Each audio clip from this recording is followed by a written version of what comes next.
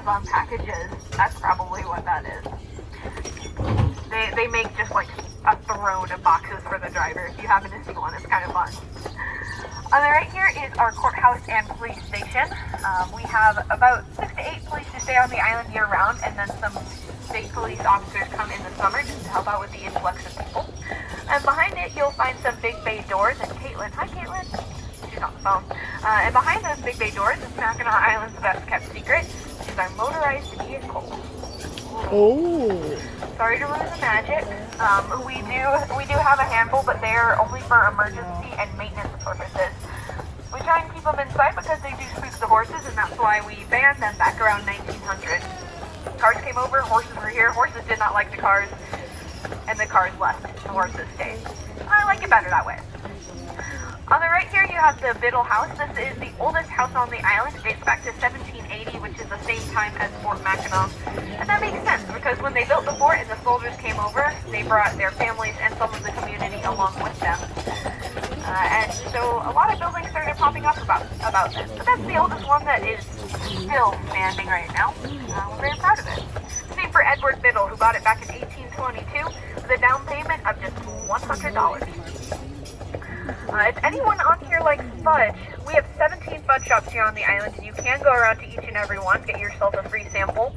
If you do that, you'll have about a pound of fudge in your stomach, and at that point you might want a doctor. So I'll go ahead and direct you to our medical center now, just in case.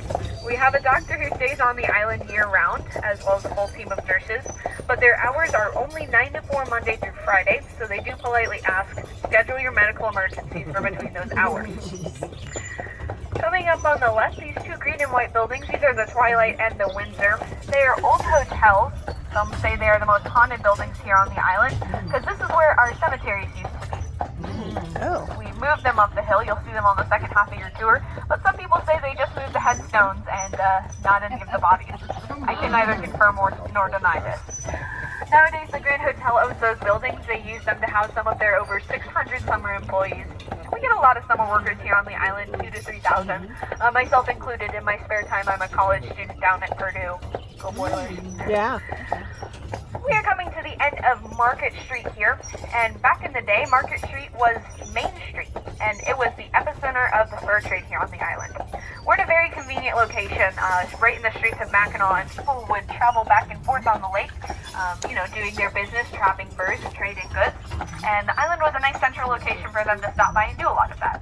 And so that's why the fur trade grew so big here. John Jacob Astor started his American Fur Company here on the island. He was the first self-made American millionaire, and he did make his fortune selling furs.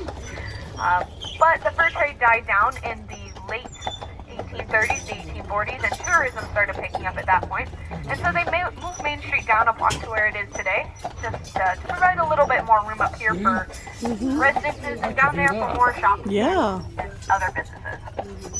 On the right, you'll find Chambers Riding Stables. This is where we keep our wedding carriages nowadays. You can see a couple, well, that white one is anyway.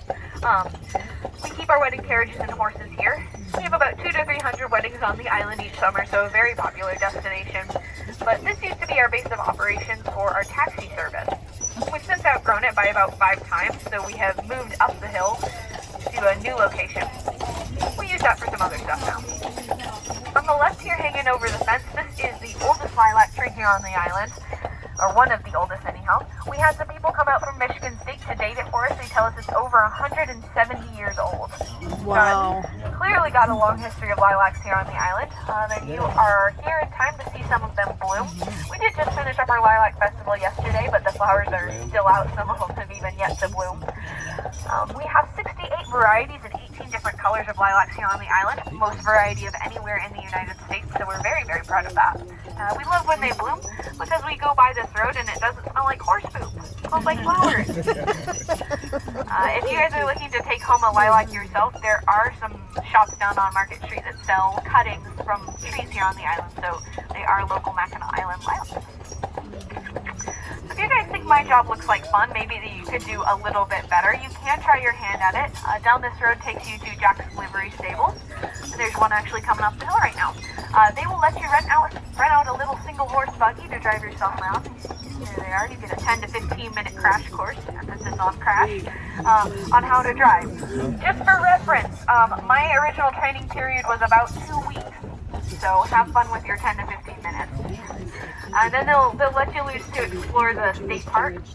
There are over 70 miles of trails back there, plenty to explore. So, and if driving is not your thing, you can try horseback riding. But there's also plenty of trails that you can walk or bike. Really a lot for everyone to explore. It's quite neat. On the right here is Little Stone Church, and we named it that because it is little. Nate, you can't go that slow. Made out of stone and a church.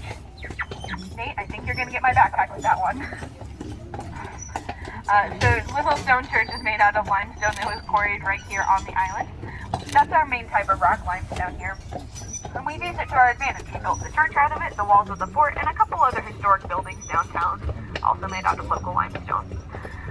On the left, through the lilac bushes there, you can see the roof of our public school. So we have about 500 year-round residents here on the island, and they have kids, families that need to go to school. So that's where they go. They don't have to hop on a ferry every morning to get to school. They had 58 students this year in grades K through 12, and their graduating class was just 5.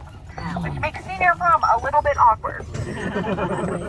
But not as awkward as the year that there were 2 graduating seniors, and they were siblings. Well, those numbers are true, but for prom, they actually tend to invite students from neighboring areas to come join them, and they'll often fundraise to rent out the Grand Hotel for anything, which seems like it would be just an absolutely fantastic prom, fantastic thing. Something that a lot of people ask me is, do you live here on the island? And yes, I do, while I'm working here. And my house we'll be able to see in a second as we pass these trees. That big white one on the hill, that's mine.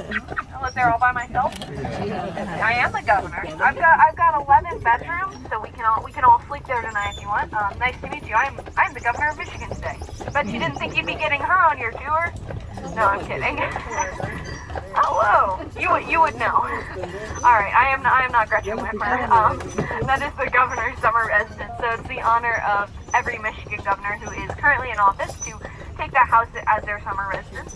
Enjoy the island, enjoy the views, and the governor does come to visit from time to time.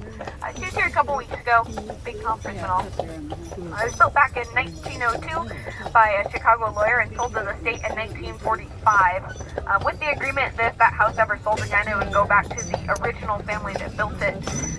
And sold for the original construction cost of $15,000. Even accounting for inflation, that's pretty cheap, so I think the state of Michigan is going to hold on to it for a little while longer. Alright, kiddos, let's go. Up the hill. Coming up on the left, we have the Grand Hotel. I'm sure you guys saw it coming in on the boat. It is big, it's bold, it's beautiful, it's grand. It is the world's largest summer hotel. It also has the longest covered porch in the world there.